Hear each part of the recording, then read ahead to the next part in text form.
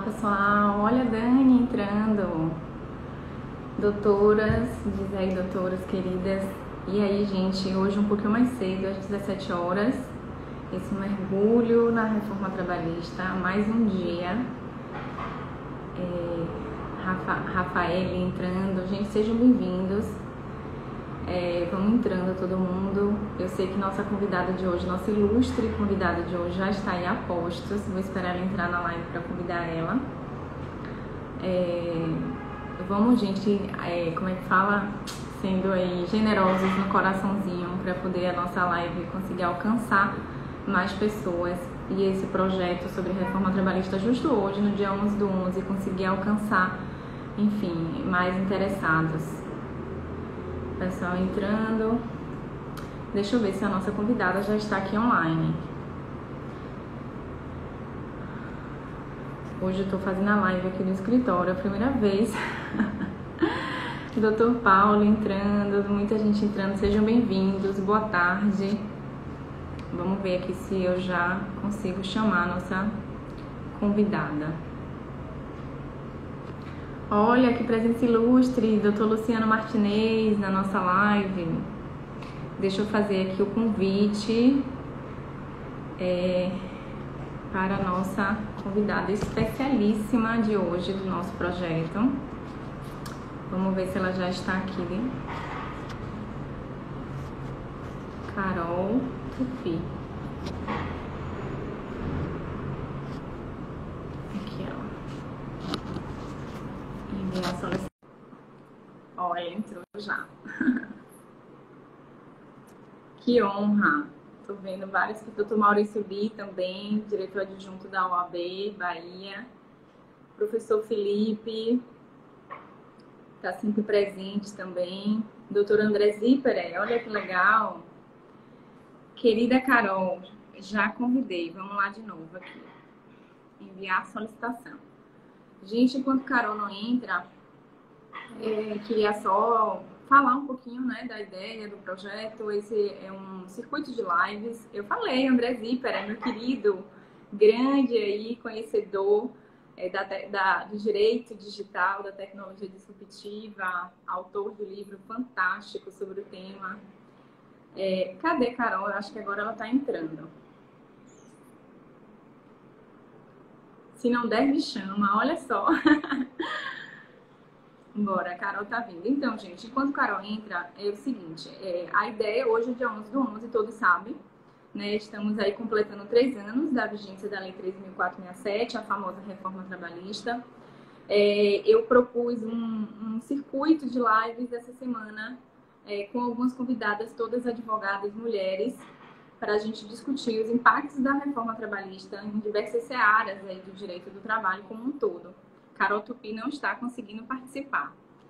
Vamos ver se eu mando o convite para ela de novo. E aí, na segunda-feira, nós tivemos a primeira live falando sobre direito processual. Falamos bastante sobre arbitragem, mas também sobre alguns outros temas. Está gravada a live lá à disposição no feed com a Tatiana Berenroxo. Ontem, nós íamos conversar com... Olha! Conseguimos! E aí? Tudo bem? Tudo, acho que estava dando algum problema aqui na minha internet, não sei, estava solicitando, não vinha de volta. E aí, Jona, tudo bom? Bom falar com você, eu acho que é a primeira live que a gente está fazendo juntas. Tá falando sobre o projeto, né? Para quem quiser acompanhar, já tem aí a live na segunda.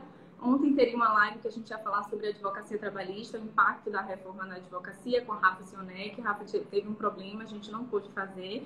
Mas adiamos, vamos remarcar, porque eu acho importante, eu acho que, na verdade, essa é uma das grandes questões que precisam ser discutidas, né? A transformação aí da advocacia, a modificação, o que é esse contencioso, né? Que a gente tanto fala da diminuição dos processos e a guinada, digamos assim, para a advocacia preventiva, que alguns advogados fizeram, né? Alguns por necessidade, outros por desejo, enfim.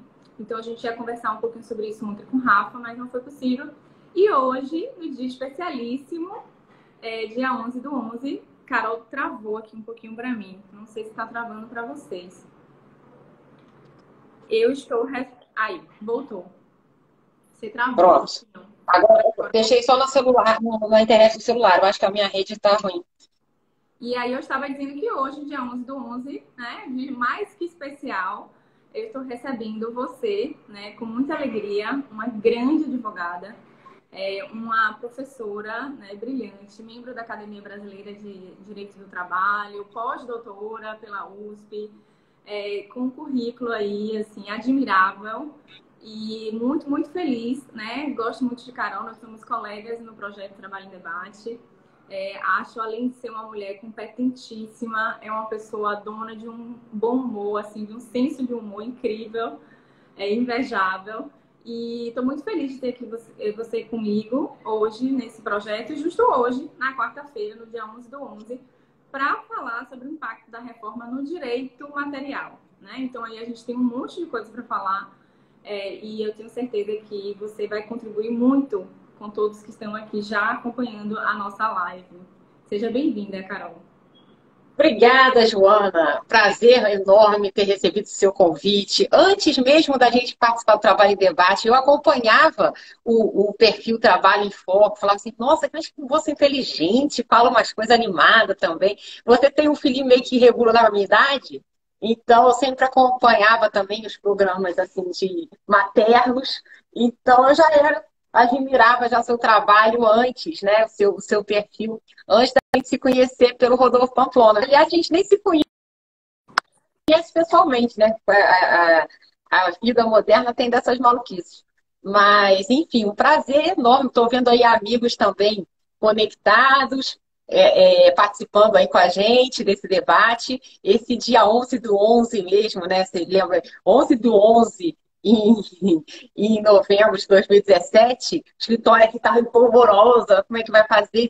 As iniciais que não distribuíram, que distribuíram, depois ninguém mais é de ninguém. A gente ficava, meu Deus do céu, a advocacia trabalha, quem puder, os estagiários saiam, vão fazer outras áreas, esse troço vai acabar. E agora a gente aqui, 3 anos depois, está muito mais seguro de que eu acho que realmente, apesar da reforma, você sabe, Joana, eu não sou nem aquela coisa, nem coxinha, nem desesperada. Assim, eu tento um caminho do meio. Eu acho que tem lados bons, tem lados ruins. Não sou desesperada, não. Assim, não me considero. Aqui eu advogo para reclamante e para reclamadas. Sem ser na vida psicológica, eu até me considero uma pessoa equilibrada, sem ser. Então, assim, eu tento sempre o caminho do meio, eu acho que também a gente só meter pau na reforma. Lógico, eu acho que tem, assim, em algumas perspectivas, lógico, a gente tem, né, na vida do mercado de trabalho, na economia, a gente sempre viveu, né, uma dinâmica pendular. Nós estamos vivenciando atualmente um momento que, sem dúvida nenhuma, tem uma perspectiva favorável para o sujeito tomador de serviço e não para o prestador. Mas não sei se isso é eterno, se isso vira, e se isso é, de fato, determinante da solução dos conflitos que possam decorrer dessa interação capital-trabalho, entende? Então, acho que existem, né, ainda outras saídas, modelos que a gente tem de aproveitamento de mão de obra. Eu acho que a reforma não simplesmente significa tudo foi precarizado, o mundo vai acabar. Eu acho que não é por aí. E nem, né, aquela visão romântica, pueril, não, a reforma está abrindo postos de trabalho.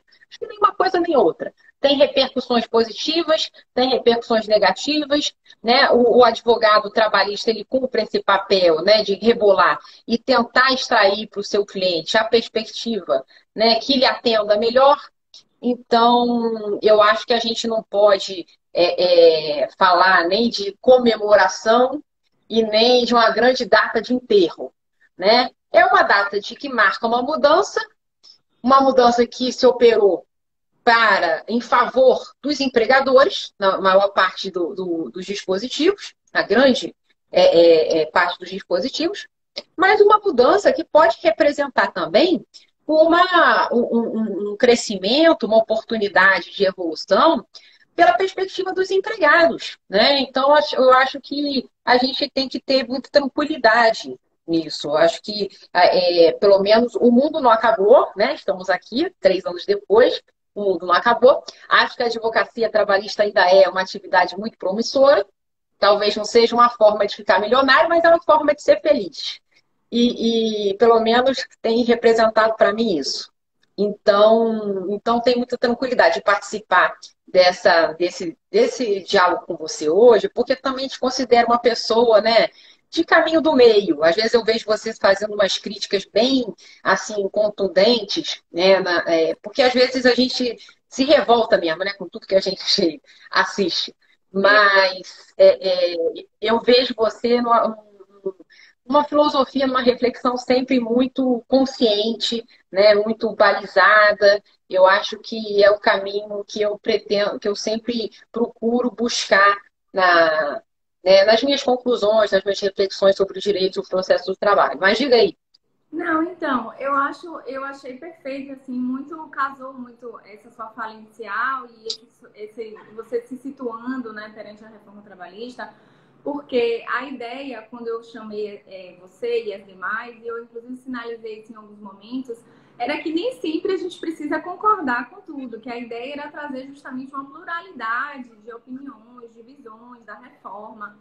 E, assim, a despeito de eu concordar com você em alguns momentos, eu acho assim, que mais importante do que a gente ser radical ou não, ou de ser totalmente contra ou totalmente a favor, é quando a gente faz uma crítica, a gente fazer com argumento, né? A gente tentar, assim, respaldar o máximo possível e se fazer compreender a partir da crítica que está sendo feita. Então, assim, quando eu te convidei, obviamente, eu sei que esse é o seu perfil. Eu sei que eu já te vi em várias oportunidades falando sobre a reforma trabalhista e, em alguma medida, em algumas coisas, como você disse, a gente se encontra nesse sentido, mas de algum modo também acho eu que talvez eu assim, eu discorde um pouquinho em alguns pontos, porque eu acho que a gente teve muito mais coisas negativas do que positivas. E acho que a gente perdeu uma oportunidade nesse marco tão importante de fazer mudanças. O professor Homero Batista, né, um dos primeiros livros que eu li, logo que saiu a reforma, ele muito, assim, um livro fino e tal, foi logo um dos primeiros. Ele falava muito isso no prefácio do livro dele. Ele dizia, olha, perdemos a oportunidade de fazer mudanças que eram necessárias. Fizemos reformas por reformas, deixamos de reformar algumas coisas que eram importantes e modificamos coisas que não eram tão necessárias e que vieram a prejudicar, eu acho, mais sobremaneira a classe trabalhadora.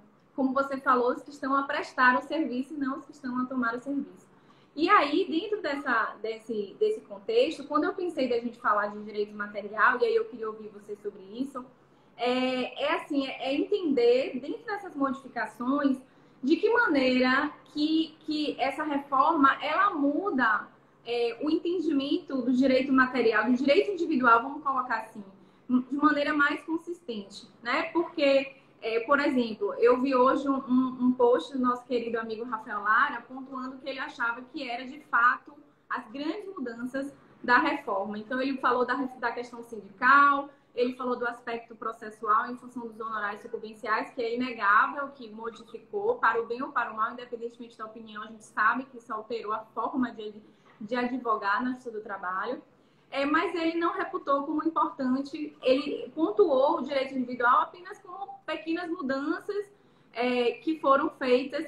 E aí eu queria trazer minha opinião e queria ouvir de você o que você acha disso. Eu discordo um pouco disso. Eu acho que o direito individual e o direito, mais genericamente falando, o direito material em si, ele foi muito impactado, porque a reforma trabalhista, ela muda, digamos assim, uma percepção do reclamante, da figura do trabalhador nessa relação, né? As várias modificações que são feitas no sentido, a partir do entendimento de um rompimento do paradigma da hipossuficiência.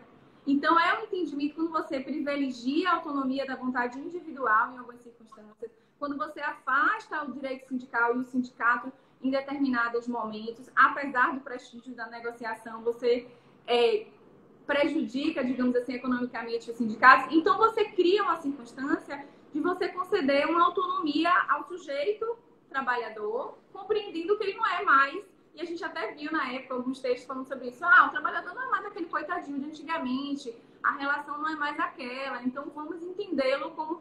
E isso acaba realmente modificando o entendimento do próprio sentido do direito do trabalho.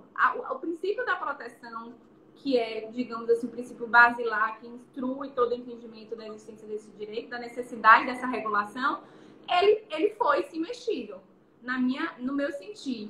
Então, e isso vai ser decodificado, digamos assim, destrinchado em várias pequenas mudanças, em contratos mais flexíveis, em possibilidade de alteração em relação à jornada, intervalos, né? A gente tem a questão que eu quero muito ouvir você, porque foi algo muito perguntado pelos meus alunos, questão de trabalhadores intermitentes. Então, houveram aí muitas modificações que eu acho que partem desse pressuposto, de uma modificação de entendimento da própria necessidade do direito do trabalho nessas relações. Então, assim, eu queria ouvir você sobre isso. Se você, enfim, concorda, discorda, ou de que maneira... Não, de fato, é o seguinte, trouxe mais impacto, né, para a prática jurídica as alterações do direito material, sem dúvida, porque o direito processual ele já estava sinalizando um caminho de aproximação com a teoria geral do processo. Né, o processo do trabalho vinha se problematizando cada vez mais, se tornando cada vez mais complexo. O caminho seria de uma aproximação do direito processual civil e digamos assim, era uma questão já anunciada. No direito material, não. No direito material, o que a gente teve foi realmente uma quebra, né, da lógica, dos paradigmas do direito do trabalho. E aí, essa quebra, ela se dá em 3 vetores principais, né, de jornada, de arquitetura remuneratória e de mapa de aproveitamento de mão de obra, de perfil contratual.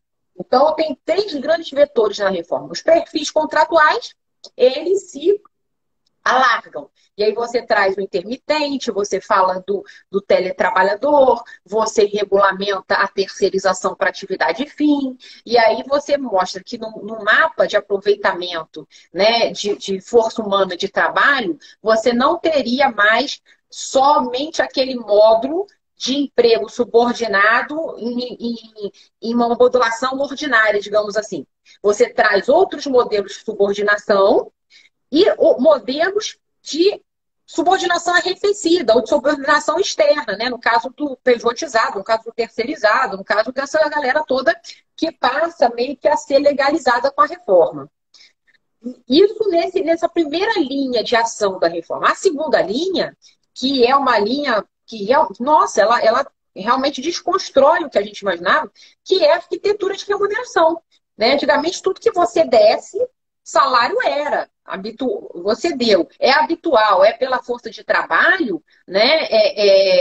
Ele é contraprestativo, ele é salário. E hoje não. A regra é não ser salário. Então, você empreende um grande bypass na Previdência Social, sem dúvida nenhuma, né? Você desgasta recolhimento previdenciário, mas, acima de tudo, você traz um contrato de trabalho bem minimalista. Né? Quando o 457 ele fala, olha, nem vai integrar o contrato de trabalho, ou seja, se você tirar, esse troço não vai ser nem considerado alteração contratual, é vida que segue. Então você traz, né, uma evolução desafiadora em termos remuneratórios para aquela loja que era acostumada num crescente paulatino. Né? Tudo que é condição boa, tudo que é pagamento incorpora o contrato de trabalho e traz uma expectativa de segurança de continuidade. Essa lógica era uma lógica que identificava muito o direito do trabalho e é uma lógica que é absolutamente destruída. Né? Hoje não, hoje a gente tem... Quer dizer, o prêmio ele pode ser pago mês a mês. E que então, quer dizer, assim, muito claramente um desses sujeitos dessa relação. Né? Com certeza. Né? E a outra linha de raciocínio, olhar aí, querido. A outra linha de raciocínio é o quê? Então a gente tem os novos perfis, a gente tem o novo modelo de remuneração e a gente tem a jornada, a leitura da jornada. Então você estava no empregador, você estava trabalhando, era, né? Era meio que o óbvio. Agora não, agora você está no trabalho, você tem que estar com o piano nas costas para a gente entender que você está trabalhando. Porque senão você pode estar lá rezando, né? Cantando para subir. Então as pessoas, né, partindo de uma premissa que de fato meio sensacionalista, né? Como se todo mundo estivesse no emprego, fugindo das enchentes, né? Então é um negócio meio louco. Mas, enfim, então esses três vetores, Joana, eles rompem o direito do trabalho antigo. Agora, a gente pode, né, sentar na sarjeta e chorar, ou a gente pode tentar modelar isso. Pensar, bom, como é que eu vou fazer? Agora, nesses novos perfis contratuais, primeira situação, né, o artigo 1º da nossa Constituição, o inciso 3, ele fala a gente tem que proteger, é fundamento do Estado, a proteção do trabalho e da livre iniciativa. Não fala do trabalho subordinado, é do trabalho. Então, o primeiro dever de casa é eu pensar, bom, como é que eu vou conferir proteção a esses novos perfis contratuais? Não vou ficar assistindo, né, serem desmantelados como se o direito do trabalho fosse dedicado apenas para o trabalhador subordinado. Isso não é. Isso é uma repetição, isso é um equívoco que vem de muito tempo e que realmente, pela competência da Justiça do Trabalho, conforme foi se delineando, por todos os artigos da CLT, conforme, né, foram se enraizando na nossa prática trabalhista, a gente tende a imaginar que a gente só tem dever de proteção para com o trabalho subordinado. Isso não é uma realidade. Então, o primeiro problema, ele já me engasta um novo desafio, um desafio que tem solução. Tem solução. Quando você fala de remuneração, que é o segundo problema, né, a gente traz um outro desafio que também me parece ter solução. As pessoas, a primeira solução, né, a gente está falando também de fonte material de direito. A gente não pode ter, né, uma sensibilidade do direito do trabalho, nas mudanças legislativas que a gente tem assistido, e o trabalhador mero espectador. Ah, mas ele não pode fazer nada. Pode, tem muito trabalhador e muito. Porque a gente não tem essa cultura, né, do trabalhador engajado. Você tem, na própria América Latina, tem muitos países com uma estrutura de legislação trabalhista bem piores do que a nossa, e que os trabalhadores estão na rua, estão protestando, eles têm algum poder de barganha cultural. A gente não tem. A gente tem problema de fazer greve, a gente fica, né? A gente fica mal na fita. Então, não é típico do trabalhador brasileiro. Ele tem esse espírito de expelir conflito para a justiça do trabalho, né? De não solucionar em casa. A gente não tem empresa construindo campos de diálogo interno, né? A parte do artigo, a regulamentação do artigo 11 da reforma de representação de trabalhadores dentro da empresa. Quem é que foi? Quem é que fez? Quem é que se candidatou? Pergunta, tem estabilidade?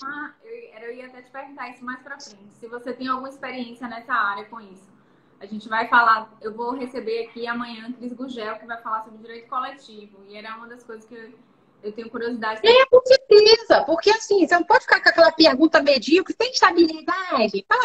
Não toma uma palmada na cara para poder aprender a ser gente, sei lá se tem estabilidade. O problema tem que ter representatividade. A gente tem um direito sindical que ele não tem representação e nem representatividade. Porque a representação é a lei que fala, não é o cara que elege.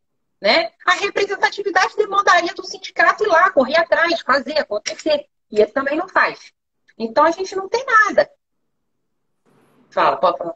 Não, só para fazer um adendo, mas aí nesse sentido eu concordo com você. Né? E eu acho que quando a gente vai falar de apatia, né, da classe trabalhadora ou enfim, dos sujeitos, uma situação, é um problema muito complexo, né? Porque são vários elementos aí. Tem desde lá uma perspectiva educacional, da formação sociocultural do povo, até, né, já uma questão de uma política mesmo, inclusive de uma construção da nossa sociedade de maneira a também desmembrar, digamos assim, a desestruturar essa motivação, digamos assim, coletiva de manifestação, né? E aí, assim, dentro da estrutura da reforma trabalhista, eu concordo com você, eu acho que a gente precisa, né, parar para pensar sobre isso, né? Mas eu acho que ela também não ajudou nesse sentido, porque desde que ela já foi construída em cima de uma lógica que dispensou o diálogo social inclusive com os próprios sindicatos, e ela também, digamos assim, permitiu modificações que desmobilizam esse debate, digamos assim, mais coletivo, né? Mais essa construção mais aguerrida, digamos assim. Não é aquela coisa, né? Vamos pegar as enxadas e fazer a revolução. Ela não traz esse encorajamento. Mas também me parece que para a gente fazer o omelete tem que quebrar o ovo. Então também, quando eu fico pensando, eu confesso para você que eu não sei. Acabou a contribuição sindical. A gente não tinha maturidade para absorver isso, né? A gente não poderia imaginar, poxa, já que acabou, agora as pessoas vão imaginar que o sindicato é um centro de prestação de serviços associativos. Então, ele vai começar a oferecer, né, parcerias com dentistas, com clubes de ginástica, com parques temáticos. E aí as pessoas vão começar a contribuir com esse sindicato. Então, a gente também não pode apostar tanta ficha no ator social que tem testemunhado a nossa história, né? De fato, assim, se eu fosse presidente do sindicato, eu ia correr atrás. Assim, o meu modo de ser diante da problematização, sair, né, desesperado. Mas a gente tinha, né, um histórico de apatia, né, de temor reverencial e tudo mais. Então, eu não sei mas ao mesmo tempo eu acho assim, bom, vou manter a contribuição sindical. Eu achava aquilo assim a maior maluquice que existia na face da terra, uma pessoa não fazer nada ou fazer tudo e receber. Eu não. Até assim, você sabe que eu nunca fiz concurso público, porque eu fico nervosa com essas coisas. Então, assim, teve a pandemia. Eu fico nervosa. O direito sindical, ele é muito apaixonante. Eu estou ouvindo ali o colega falando, a verdadeira reforma deveria ter sido a sindical, muito mais necessária. Vai cuidando da gente, eu acho que é algo que... Mas assim, eu, virginiana metódica que sou, como a gente ainda vai falar sobre direito coletivo amanhã, eu queria puxar você de volta para o direito material. E aí, puxando a sua fala, eu queria te fazer duas perguntas. Você falou que tem jeito. Você pontuou brilhantemente os 3 eixos da reforma, o impacto no direito material, e você sinalizou em vários momentos que você acha, ó, a gente tem como solucionar isso, né? Tem como enfrentar sem fazer, digamos assim, uma negativa cega da normativa, né? Da norma. E na perspectiva da advocacia, como é que você vê essas possibilidades, né? De maneira concreta, o que você acha? E aí, se você quiser transitar pela advocacia preventiva, né, que eu sei que você também tem uma larga experiência nessa área, com a área de compliance, etc., mas que você traga, porque eu falo muito, e a ideia de trazer a visão da advocacia era justamente por isso, né? Porque a gente poderia chamar um juiz que gosta de falar de reforma, que tenha o seu posicionamento claro, mas, assim, a importância de sinalizar o papel da advocacia nisso, né? É importante a gente saber que muito da realidade transformada que nós teremos mais no futuro e que já temos agora com 3 anos, é fruto da atuação da advocacia. Então, eu queria saber de você, assim, como que você tem conduzido isso na sua vivência da advocacia. Por exemplo, vamos pegar um dos eixos, né? A parte da remuneração.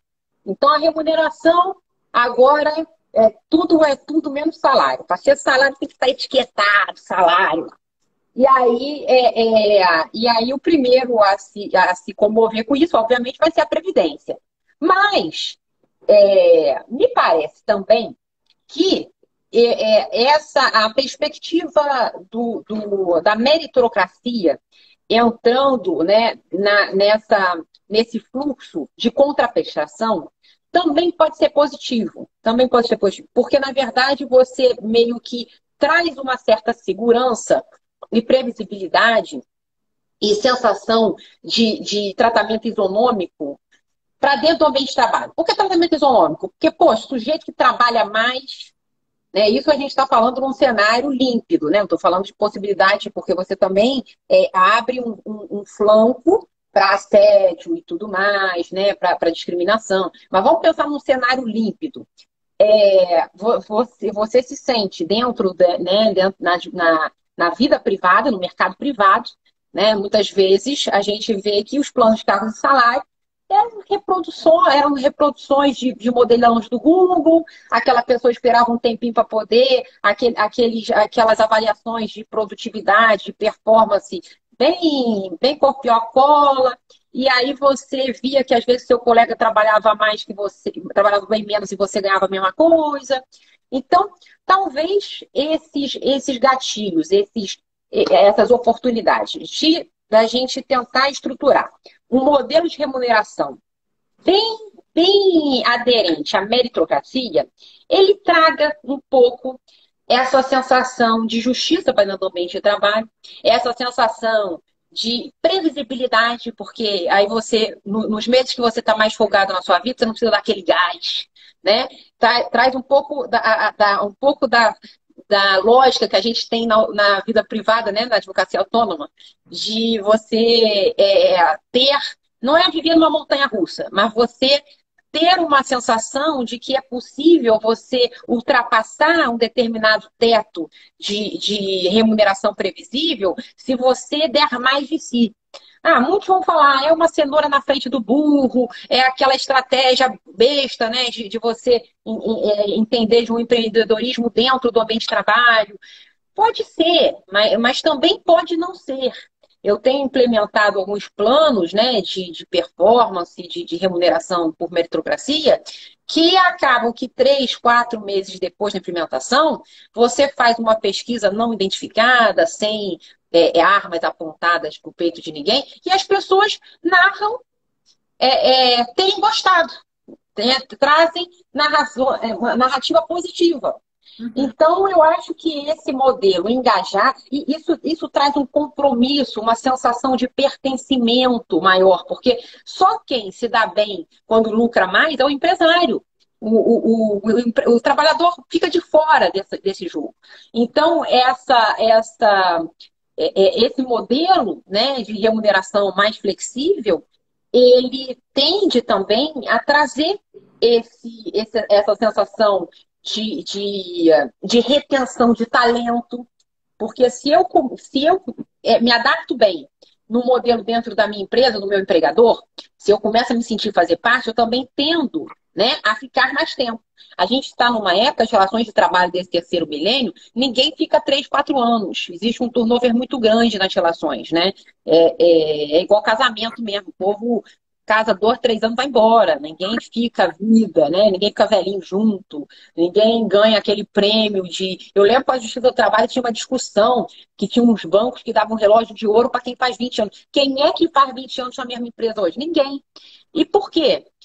É problema para os dois lados. Mas talvez um modelo de uma arquitetura remuneratória inteligente possa ser uma boa ferramenta para a gente trazer um resgate dessas relações de trabalho voltadas para a confiança. A gente fica muito tempo no trabalho, é muito ruim mudar de trabalho, né? Ter que mudar de trabalho, essa coisa nômade. Mas quando a gente fala de... Aí entra até num outro assunto que, se der tempo, eu quero que você comente, que eu acho que ficou muito a desejar a reforma no tópico que a gente fala de saúde e segurança.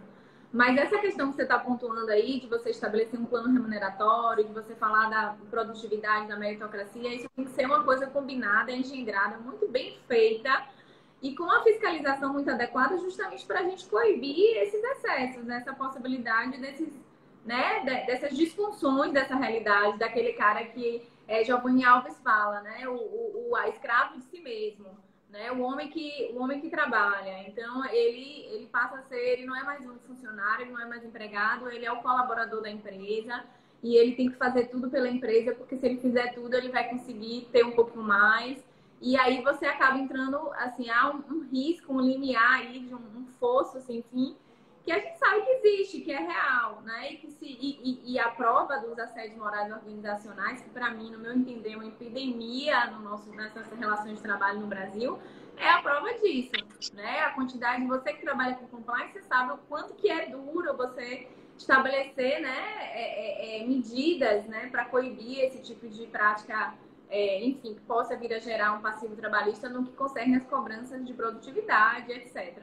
Então, assim, queria que você falasse sobre isso, mas além disso, já vou mandar outra pergunta para te deixar à vontade, Eu vi que vários colegas, inclusive o André Zíper, e teve mais alguém aqui que pontuou sobre o trabalho intermitente. Né? Como eu disse para você, assim, acho que há uma dúvida muito grande. A reforma veio com o intuito de criar 6 milhões de empregos. Ela não criou 6 milhões de empregos, muito pelo contrário, foram enfim, algumas centenas de milhares de empregos, mas ela gerou em 60 e poucos por cento. Eu vi esse índice hoje, inclusive no post de uma colega advogada, foi de trabalhadores intermitentes.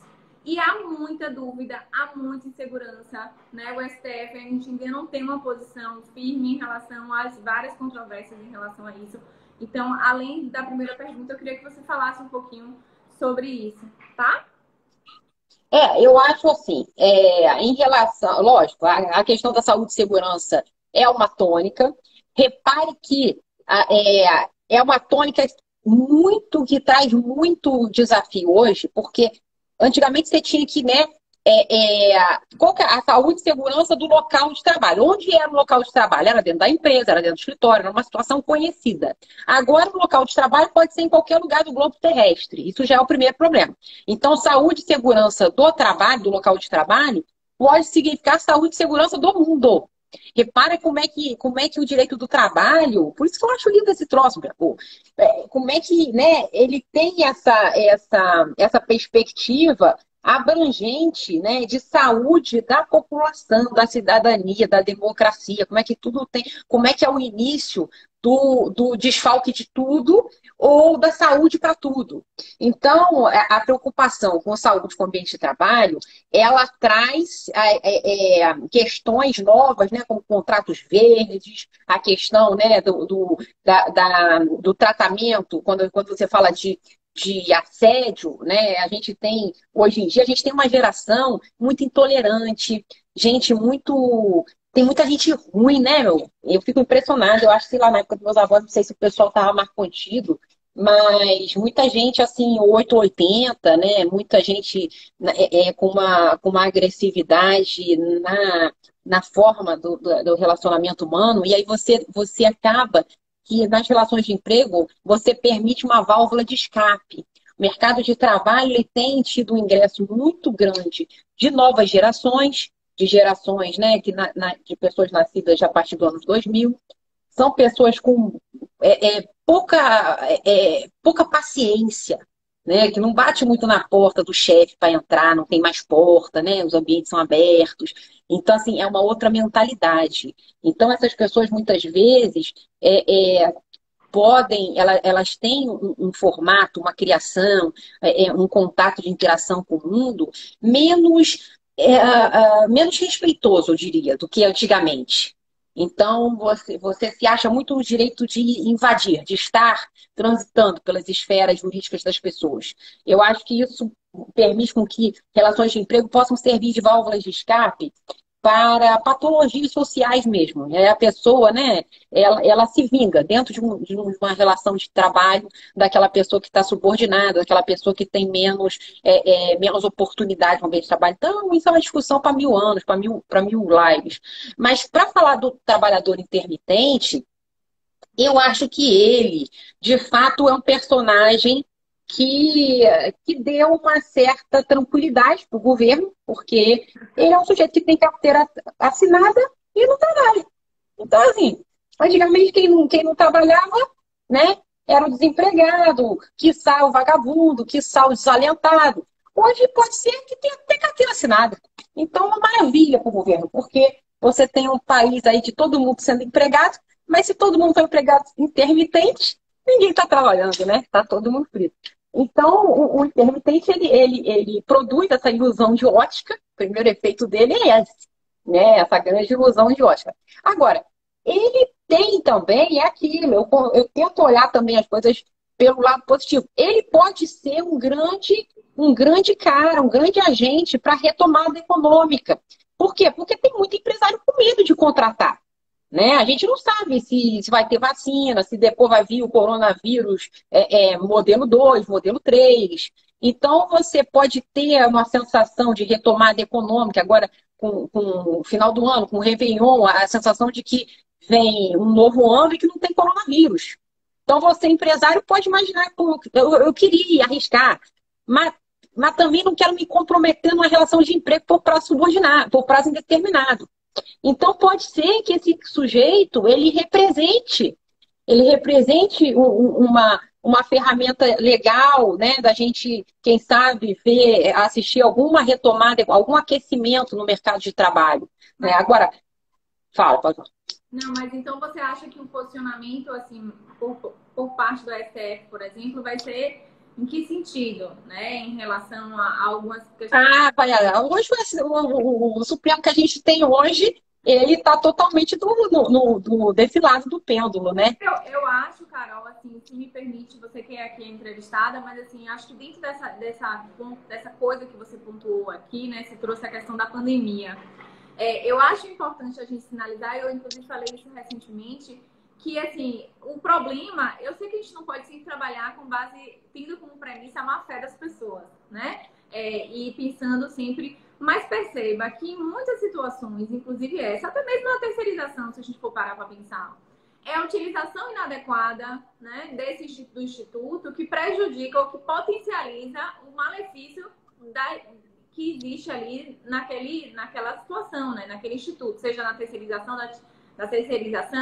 seja no trabalho intermitente, porque, assim, o fato de você ter um trabalho que, de fato, por natureza, intrinsecamente, ele permita a intermitência é uma coisa. E ainda assim, eu, na minha posição um pouco mais rígida, talvez mais crítica, ainda vou ter um monte de coisa para discorrer contrária ao modelo.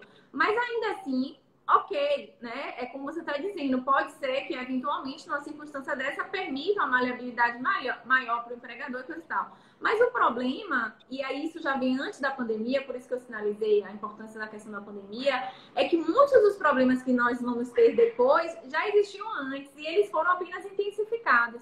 Esse uso inadequado e generalizado do trabalho intermitente, ele não é agora como uma coisa nova, não, porque agora com a pandemia a gente vai... Não, isso já estava acontecendo antes, né? Empresas de comércio varejista que contrata todo mundo com trabalho intermitente, né? E faz ali os remanejamentos de maneira absolutamente irregular. Então, assim, é muito arriscado quando você traz um modelo como esse, você introduz isso numa legislação como essa, dessa força, porque, infelizmente, muitas vezes ela vai ser utilizada por um sujeito que não tem essa intenção de... Você tá entendendo o que eu tô querendo dizer? Não, tô. E os seus seguidores são mais para esse ponto de vista mesmo. Todo mundo não sei o que, deveria ser exceção, não sei o que. É um modelo de menor de precarização em relação ao modelo atual. É um modelo de menor segurança, de menor lastro de direitos trabalhistas do que o modelo atual. Mas o outro diz lá, o empresário brasileiro é fraudulento, não sei. Eu não sei, gente. Assim, o que chega na justiça... Diga. Eu acho assim, o que chega na justiça geralmente é o que dá errado. Né? Eu não sei nem se o Felipe ainda está aí, né? O Felipe, namorado, porque ele é juiz de trabalho e discorda de tudo. Então, eu falo para ele, o que aparece lá na vara é o que deu errado. O que aparece no meu escritório, não necessariamente, porque eu tenho convencioso com consultoria. Então, muitas vezes aparece um empresário falando assim, poxa, eu queria contratar. Eu tô com medo de contratar. Eu falei, faz contrato de experiência. Não, mas contrato de experiência não dá, porque eu tô tão sem movimento que meio que em 30 dias não acontece grandes coisas em 90 dias. Eu não vou oferecer. Então, assim, o André, não sei se ele continua aí, o André Zipper. Ele acha engraçado, mas eu acho assim, a gente vivia num mundo que você tinha meio que era a ditadura do casamento. Todo mundo casava em comunhão de bens. Hoje a gente tem um mundo em que tem gente do mesmo sexo que está namorando, tem gente que quer só ficar, quer só beijar na boca, tem gente que quer casar com separação, tem gente que não quer casar, quer juntar, tem gente que é união estável, tem gente que quer morar junto na cabana. Então, assim, eu acho que você ter uma pluralidade de fluxos. Se eu for comparar, meu Deus, eu quero ter carteira assinada, eu quero ter ticket. Meu sonho é ter um ticket para almoçar. Nunca tive com carteira assinada. Então, eu acho assim, vai ver, eu falo isso de ranço, porque eu nunca me empregado. Mas lógico, o modelo contrato de trabalho é um modelo perfeito, mas para você se engajar nesse modelo, as duas partes têm que querer e mais, as duas partes têm que ter musculatura para isso, porque é um modelo sério. Você, né, o princípio que você fala da condição mais favorável é um modelo tão sério, Jana, que você conceder, né, você abraçar possibilidades melhores no momento melhor, não te permite voltar atrás. É um modelo que você não tem como, não tem direito a arrependimento. Você tem que demitir e contratar outro no lugar. Porque senão você tá efetivando uma alteração nula. Então, sem dúvida que é o melhor modelo. Agora, a pergunta é, nós temos musculatura para viver 100% da população trabalhadora neste modelo? Qual será o critério de discriminação para entrada nesse modelo? É só a qualificação? São as oportunidades? É a idade? É o gênero? A gente tem que problematizar isso. Porque que é um modelo, que o contrato intermitente é um modelo pior, isso aí é óbvio. Não adianta, né? Eu não quero ir contra o óbvio. Mas eu acho que tudo pode ter o seu lugar, pode ter a sua oportunidade, entendeu? Então, assim, eu fico com medo de falar assim, vamos pensar se a reforma não tivesse trazido isso. As pessoas que hoje estão trabalhando como intermitentes, elas estariam com um contrato de trabalho subordinado por prazo indeterminado? Eu não sei. Eu não sei se estariam. Ou se elas estariam sem nada, ou se elas estariam com pejotizado, aquelas maluquices fraudulentas, ou que elas estariam dirigindo Uber, eu não sei. Então, assim, é um canal, é um caminho. Por que eu vou cortar o caminho? Tem um colega só porque ele é todo ruim? Nesse sentido, ele botou medo de aplicar o Instituto impede seu aprimoramento. O quê? Fez o quê? Teve um colega que colocou uma coisa nesse sentido. O medo de aplicar o Instituto impede seu aprimoramento.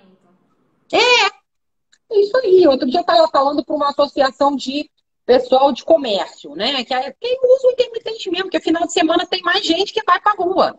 E aí quer contratar o garçom. Na verdade, foi um grande substrato para o desenvolvimento desse modelo. Então, assim, e se falar, e as perguntas, e o interesse do pessoal, da moçada, era legítimo. Ai, doutora, como é que. Porque, assim, também é uma regulamentação completamente louca, não fala lé com cré. Ah, vai pagar depois que fizer. Então, o contrato intermitente para trabalhar 3 meses. Pode. Aí tu vai receber depois de 3 meses? Não faz sentido.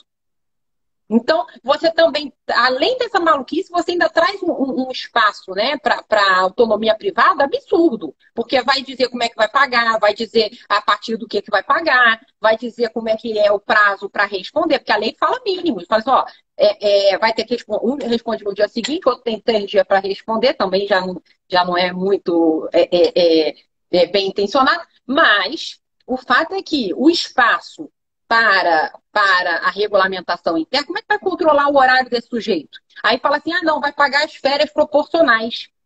Férias proporcionais de um dia, ou vai pagar 13avos porque ele trabalhou um dia, entendeu? Então tem muitas coisas que não têm resposta nessa regulamentação. E aí esse grupo estava interessado mesmo, olha, eu queria contratar, mas não sei como é que faz, eu não sei. Exatamente. Então, né? Então, assim, eu acho que a gente também tem que atender espaços que efetivamente precisam contratar o intermitente. É uma oportunidade boa. Como é que esse cara fazia antigamente? Ele fazia bico e recebia 150 pratas no final de semana, da noite. Então, para ele, né, o modelo é interessante.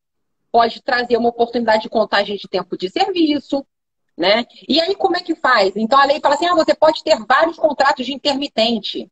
E agora não fala mais quando é que vai, né? Porque com a queda da medida provisória, aí ficou mais escuro ainda. Porque se você ficasse 1 ano lá de bobeira, você estava rescindido, caía automaticamente. Agora tu fica 3 anos de bobeira e aí você conta para o governo que você está empregado.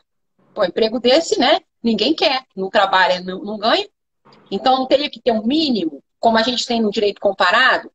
Poderia, esse mínimo não pode ser obtido por norma coletiva? Também é uma solução, né? Que já havia acontecer também. Então, enfim, eu acho que esses novos perfis contratuais, eles demandam aí um amadurecimento nosso, a advocacia tem um papel fundamental nisso, porque o teletrabalhador é outro, coitado. Você não entende nada, né? Só é meia dúzia que eu ia comentar aqui agora. A gente está caminhando para o final da live, faltam 10 minutinhos. E eu ainda quero um tempinho seu, no finalzinho, para você dar uma dica, porque eu falei com a minha outra convidada e todas vão dar dicas de livros que foram essenciais aí nesse percurso de 3 anos de enfrentamento da reforma, né? De compreensão e interpretação. Mas antes disso, eu ia te perguntar, um dos tópicos que eu queria trabalhar é justamente esse, a questão do teletrabalho. Né? A gente tem um universo, uma realidade pandêmica, né? E pós-pandêmica, mas já sabemos que essa regulação ela já existia, muito embora de uma maneira bastante ainda ínfima, né? Bem incipiente, mas com a 13467 tem muitas coisas. Eu acho que a questão do teletrabalho é um dos grandes desafios que a pandemia vai impor ao mundo do trabalho. Tem muitas questões que estão aí envolvidas, inclusive muitos aspectos em relação justamente à saúde e à segurança, que é um ponto tão frágil na perspectiva do trabalho no país, né? Lembrando que o país é campeão em acidente de trabalho, em doenças ocupacionais, etc. E já temos iniciativas de projeto de lei, tem gente que acha que tem que regular melhor isso, tem gente que acha que não, que o que tem tá bom. Eu queria ouvir de você o que você acha sobre isso e como a advocacia vai conduzir essa realidade aí pós-pandêmica. Isso, olha, eu faço até parte do grupo de pesquisa do professor Calcino. Você também, né? Eu estou lá no grupo, mas não faço parte do grupo de análise da legislação, não. Ele montou, acho que um grupo com pessoas para... Eu faço parte do grupo do WhatsApp. E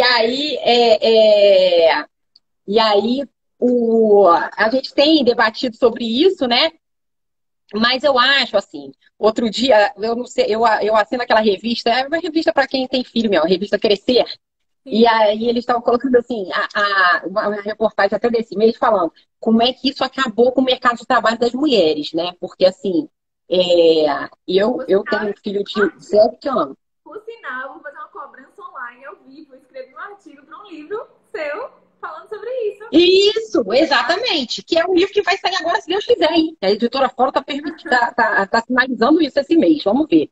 Em novembro ainda, segundo ele. E aí, na verdade, e aí a reportagem é interessante falando isso mesmo, porque assim, a quantidade de mulheres que ficou desempregada, que não conseguiu dar conta, porque assim, o negócio de acompanhar na escola, você tá uma reunião, a criança passando, a criança gritando, né? É muito diferente o modelo de teletrabalho, né, em relação ao gênero, os homens e as mulheres. Isso realmente acaba trazendo um disparate mais absurdo do que a gente já via no mercado de trabalho normal. Então, isso é uma situação que tem que ser pensada, e eu acho assim, não, tá certo. E aí, eu acho que o teletrabalho, eu não sei, quando a gente fala de regulamentação, eu acho que seria válido a questão da regulamentação na proteção de dados, né? A questão da regulamentação em relação ao sigilo dos segredos de empresa, a privacidade do empregado em relação ao instrumento de trabalho. Eu acho que essas coisas são muito sérias e elas demandam uma proteção estatal, heterônoma, acho que vale a pena. Talvez seja precipitado a gente, né, no auge da nossa prepotência, da nossa arrogância, imaginar que já estejamos preparados para essa legislação. Talvez vivenciar mais um pouco o modelo, né, experimentar as suas vicissitudes e enfim, as suas vantagens, para a gente tentar desenhar. Muitas vezes no grupo até de estudos eu falo, eu não sei nem o que votar, porque assim, eu acho problemático ainda, sabe? Tem muitas questões que você vê na lei argentina, que é uma lei longa, né, sobre o teletrabalho, o Código de Trabalho português, que regulamenta não tão longamente, mas talvez, eu acho assim, existem muito mais coisa entre o céu e a terra. Isso, né, nesse tema, a gente precisa ter uma atenção em relação a isso, precisa haver uma proteção. Talvez nesse primeiro momento, acho que o diálogo, a negociação coletiva poderia ser mais eficiente, né, do que uma legislação que caia do céu aí, porque a questão do gênero é importante, a questão do tempo, do controle do tempo é importante, a saúde e segurança do trabalhador é importante. Quer dizer, eu levanto para fritar uma batata frita e me queimo. O que é isso, né? O que é isso? Acidente de trabalho, não é? Se eu estou dentro do horário de trabalho? Enfim, eu acho que a gente tem muita coisa para falar. Não, é isso, é muito desafiador, são muitas coisas, é incessável, assim, a quantidade de tópicos, de coisas que podem surgir do universo do teletrabalho, que eu concordo com você, às vezes, a ansiedade de normatizar, de prever, né, porque às vezes a lei já nasce defasada, né? Então, talvez seja uma faca de dois gumes, a gente imaginar que a gente vai conseguir regulamentar isso agora. Mas, ao mesmo tempo, e aí eu acho que a questão do sindicato, que a gente vai falar amanhã também na live, eu acho que a participação aí, como você mencionou, eu ando por esse caminho, eu acho extremamente importante, né? E a gente vai falar também sobre isso um pouquinho amanhã. Tentar dirimir aí algumas desses desafios e amenizar, né? Arrefecer aí esses conflitos através dessa atuação realmente pela via coletiva, pela via sindical, porque ao mesmo tempo que a gente não pode querer normatizar de maneira afoita, também não tem como você deixar, como você muito bem mencionou, a vida das mulheres, né? E agora intensificada ainda mais por conta desse dilema em relação às escolas, em relação a onde deixar os filhos. Porque quando a gente fala isso, a gente pensa na classe média, mas pense, né, nas mulheres, mães solo, que são donas de lar, que são, né, que presidem aí a unidade familiar e que estão aí, enfim, muito louco isso. Mas realmente é algo que não tem também como ficar, né? Enfim, sem uma resposta, sem uma preocupação. E aí, nesse caminho, eu acho que você, como você disse, o sindicato aí pode ajudar realmente a conduzir isso. Carol, a gente tem 3 minutinhos. Eu queria te fazer uma última pergunta. Queria pedir para você fazer as indicações de livro. Eu queria saber, assim, rapidamente, se você conseguir, o que você, dentro, assim, pensando pós-pandemia, tá? A gente já tem a reforma hoje, 3 anos, a gente tem todos os problemas decorrentes da pandemia. Como é que você observa que vai ser, fazendo uma futurologia aí, dentro da sua experiência, da sua vivência, a advocacia trabalhista, em relação a todos esses aspectos que a gente discutiu aqui, ou pelo menos os principais deles, os principais desafios, depois da pandemia? Olha, eu acho assim que a gente tende a ter muita oportunidade, talvez infelizmente, porque, né, a latência de conflitos é muito grande. Dentro da pandemia, a gente até observou algumas zonas de confluência de interesses, né, no mínimo de permanência da existência da empresa, e, portanto, espaços até de acordos individuais desse contexto. Mas, sem dúvida nenhuma, o que existe, o que prepondera é o conflito, e nessas épocas de crise, o conflito tende a se avolumar. Então, imagino que a gente tenha muito trabalho e talvez tire desse período todo uma grande lição em termos de advocacia preventiva, né? De advocacia voltada para o bem-estar das pessoas no ambiente de trabalho. A gente falou de reforma, eu tenho esse livrinho aqui, que ele é coordenado junto com o professor Fábio Gomes, ele é meu colega na UERJ, uma obra sobre a reforma trabalhista, vários artigos interessantes. Acho que dentro, né, vou botar aqui logo a propaganda, assim, aí acho que no contexto da nossa conversa, esse livro aqui, né, Danos Extrapatrimoniais, que foi decorrente das relações de trabalho, é o que cabe mais, porque eu consegui falar, trazer um traço anatômico, né, do artigo que imagino que o Supremo vai declarar inconstitucional os parâmetros da tarifação do dano extrapatrimonial. Perdão a oportunidade de falar sobre isso, que é um tema super polêmico e que você tem aí, né, todo um domínio incrível. Aquele seu projeto de livro é um livro que a gente pode falar. Pronto. Porque ele traz uma... Aproveitar até para chamar todos para participar do Legal Ler, né? Eu vi que Dani Crepaldi entrou aí, que agora está também conosco no Trabalho em Debate. Vamos fazer uma live lá pelo Legal Ler para falar desse livro seu. Fechado. Isso. Mas continue. É isso. Não, esse aqui é meu xodozinho. Peraí, cadê? Esse aqui é a Fazenda Pública no Processo de Trabalho, não. Mas esse aqui, esse aqui, as garantias do processo de trabalho. Porque ele foi minha tese de doutorado, a orientação do professor Leonardo Greco, que eu amo. Então, assim, mais pela orientação, é um livro assim que me identifico demais, eu gosto demais desse livro. E esse aqui é uma coletânea, Soluções de Conflitos Trabalhistas, Novos Caminhos. Uma coletânea com vários colegas, também trazendo ideias mais arrojadas de solução de conflito capital-trabalho. Seria isso, Joana. Eu te agradeço demais esse espaço. Dica de livro e a pessoa chiquérrima, ela mostra uma biblioteca de livros dela ou organizados por ela. Olha que coisa fantástica. Que honra ter você aqui hoje. Eu que sim. Eu te agradeço muito, te agradeço infinitamente. Foi ótimo. Acho que a gente falou sobre muitas coisas. Quero só ressaltar mais uma vez que te admiro muito.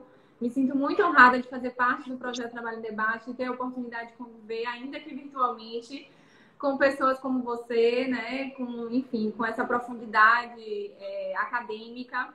E dizer para você que você já está intimada a fazer essa live comigo para falar sobre danos extrapatrimoniais lá através do Legal Lê. Muito em breve, vamos marcar. E um prazer. Se Deus quiser. Vai ser um enorme prazer. Muito obrigada. Um beijo grande para os seus seguidores, para quem viu a gente. Convidando todo mundo aí para assistir agora o Trabalho Notável, o comunidade que a gente está lançando sobre reforma trabalhista. Dê uma olhada lá no perfil. Gente, é isso. Até a próxima, Joaninha. Se Deus quiser, vamos falar sobre esse livro, sim. Vamos, gente, todo mundo agora só trocar aqui o e-mail e ir lá para a imersão trabalhista ainda sobre a reforma lá com o pessoal do Trabalho Notável. Um beijo, obrigada a todos que participaram. Vai lá, vai ficar salva. E espero vocês amanhã com o Cris. Ó, Cris entrou aí agora na live. Cris Gurgel, Cristiane Gurgel, advogada fantástica aqui da Bahia. Minha grande amiga vai estar comigo amanhã falando aí sobre direito coletivo, direito sindical e muitas das coisas que o pessoal mencionou aqui nos comentários. Estão todos animados. Um beijo. Tá bom. Tchau, tchau. Tchau, tchau.